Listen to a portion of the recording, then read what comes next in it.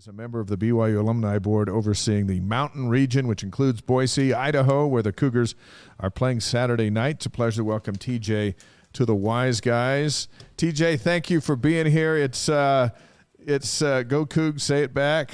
This is going to be the last time the Cougs are up there for probably a long, long time. Kind of a bummer to have that rivalry tap out, isn't it? Yeah, we're sad. We're sad for that, but super excited to move to the Big 12 and see the Cougs succeed at that level. So you're okay that they don't come to Boise anymore and they don't have the rivalry as long as they're moving on to bigger and better things in a P5 conference, huh? Well, you're asking one of the guys who's in charge of planning the tailgates, so. Tell us what you have planned for this weekend. Yeah, we have a great lineup planned this week. So the tailgate will be from 2 to 4 p.m. Ahead of kickoff, of course. And we're expecting Cosmo to show up for a little while and hang out and greet the kids. There'll be mint brownies for purchase. And maybe nice. Yeah, there you go. We have a special order coming up, fresh from BYU. We're not making those ourselves. We're gonna buy the real thing. You have to order them. Yeah, you got to get them from here. Right. So we'll have probably face painting, some music going on, and I think most importantly, we're going to have a big service project connected with this tailgate, and we're really excited about that. So we're doing a couple of things. One, a more traditional service project for a local rescue mission here, the Boise Rescue Mission. We're collecting clothes and winter hats and winter gloves. We're heading into the cold season here. And the Boise Rescue Mission serves a lot of the homeless population. Something else we're doing, we know there's actually quite a bit of animosity between Boise State and BYU, maybe more on the Boise State side. They really don't like us up here. And it's you get that when you wear your BYU gear around town. But we're actually going to be collecting canned food for the Boise State Student Food Pantry. So about 35% of Boise State students have food insecurity or suffer from some form of hunger. And so we're teaming up with Boise State. We're coordinating with the president of Boise State and their crew. They're going to be asking their fans to bring canned food, and we're going to bring canned food and really show some love at this last game in Boise for BYU for a while, unless they get into the Idaho Potato Bowl, which we would welcome. Yeah. On that, but hopefully they don't have to do that either. TJ Bliss is with us, not Bass. I typed out my own typo. But TJ, you've got a unique job in the state of Idaho that sometimes puts you in a unique spot between when it comes to BYU and Boise State. Tell us about that.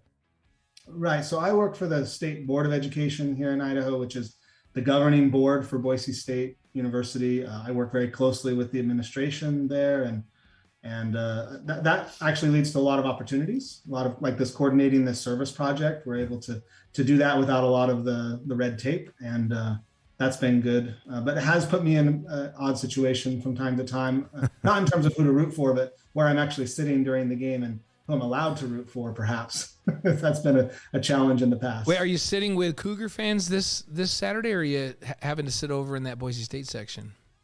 Oh, I'll be sitting with Cougar fans. Okay, thank goodness. I know a little bit about this story. So in the game here recently, you're in the president's box of Boise State, full of Boise State fans, and you're a BYU fan, but they think you're tied to Boise State because of your job.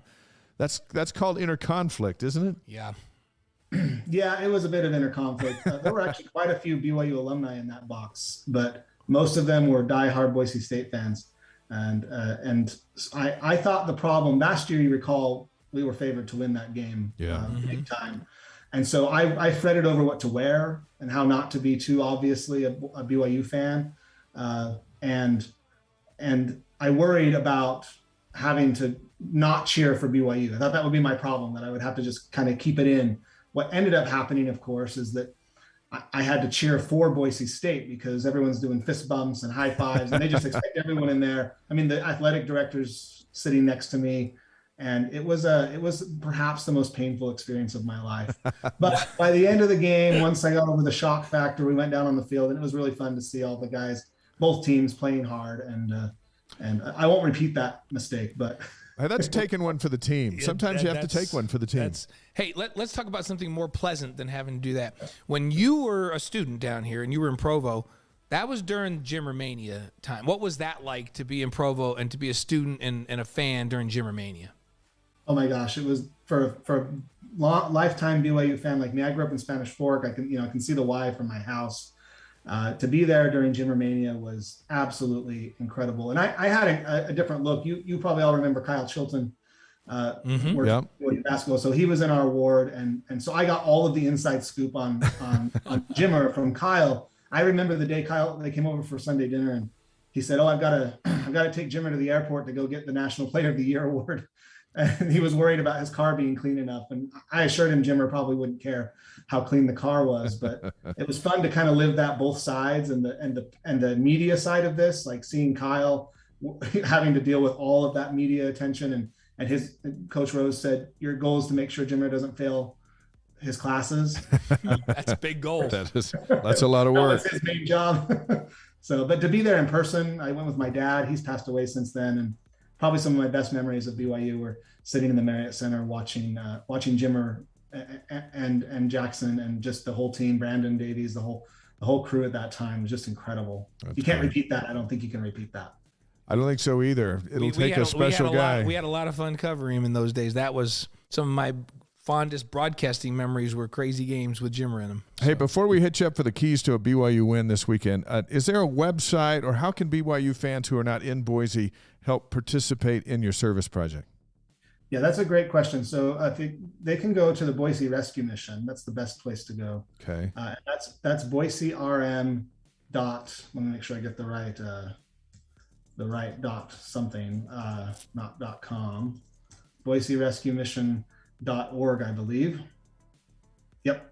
BoiseRM.org. Do they need to give your name or any of that kind of stuff, or just come in as a cold donation? Just come in as a cold donation. You can donate. It tells you how much it costs to buy, how many meals for the homeless. Okay. We'll let them know. They're going to set up shop at the tailgate. So for people who are coming live, you'll get to interact with them. They're a ministry. They're a church basically, which is really exciting. They'll probably be set up inside our cultural hall because it's going to be bad weather on Saturday. So we'll have an inside tailgate for those who want to be warm, and probably stuff going on outside as well. That's awesome. So BYU alumni and fans are going to help feed Boise State students and those in need in the area. That's awesome. And we love every week when Cougs are on the road, there's a service project, and we think that's a great way to get exposure and do good things in the world and represent BYU. We appreciate you guys doing that, TJ. Well, we're excited to do it. TJ, give us 3 things that need to happen for BYU to win Saturday night, and we're going to write them down and we'll revisit them next week. We're going to revisit them, see how you did. Oh man, well, I've been to several Boise State games this season, and so I can give you a little insight scoop. All right. Like you said, Boise State's on fire, so they're going to have to contain. They're going to have to contain the energy, right? Or they're going to have to match it. Let's say they're going to have to rise up to the level Boise State is at right now. Okay, match energy. I recognize that. The obvious, they're going to have to play defense. I don't know what's going on with defense, but Boise State can run and throw, and they're going to have to tune out all of the chatter.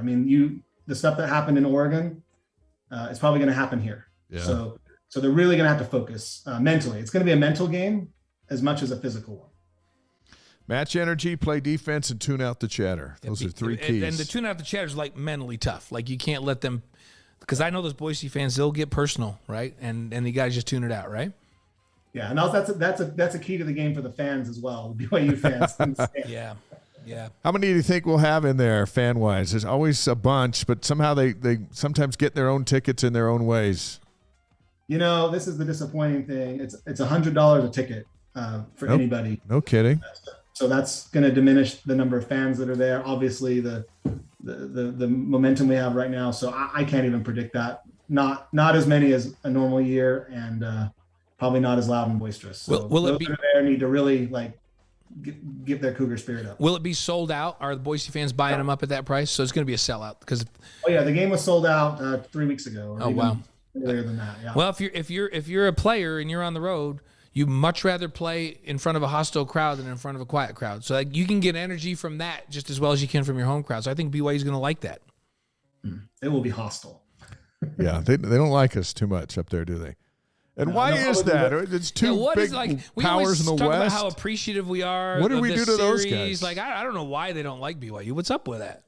I don't know. We've lived here since 2013, and I guess I was obtuse to it or unaware of it, but it's pretty stark animosity, and maybe some of it's connected to the church. I don't think so. I think it's all really just centered around BYU, and I think from BYU fan, we have a lot of respect for Boise State. They cracked the glass ceiling. I think all the teams who get a chance to play Boise State really respect that. But boy, the fans here, I don't know if it's, their kids didn't get into BYU, so some of them are upset about that. We were talking about that earlier in Twin Falls today. It's just something. It's like playing in Cache Valley. Do they know that the greatest player in history of Boise State's a member of the church, Kellen Moore? Do they know that? If they do, they don't care. They're probably more upset about the fact that some of the greatest quarterbacks at BYU committed to Boise State and then left. That's true. That's true. That recruiting. They don't like that either. I get it. Hey, TJ, we appreciate all you do for BYU. Let all the alumni up there know about the Wise Guys. We're here every Tuesday night, and then they can follow us throughout the week and stuff. And it's all about where the teams are, what they're heading, what they're doing, and then the great fans that surround them and make things happen, and especially with these service projects. So congratulations again, and we're gonna hold you to getting us a victory up there Saturday night. It's on you guys up there, the fans. All right, go Cougs. All right, thank you. Thanks for having me. You got it anytime. TJ Bliss, member of the BYU Alumni Board, which oversees the mountain region, including Boise. They got their hands full because it is hostile, but the Cougs coming to town and just the great activities that you can get involved in. And it sounds like you can get into that pep rally, which is indoors, which is if it's going to be rainy and cold, indoors is the best place to be.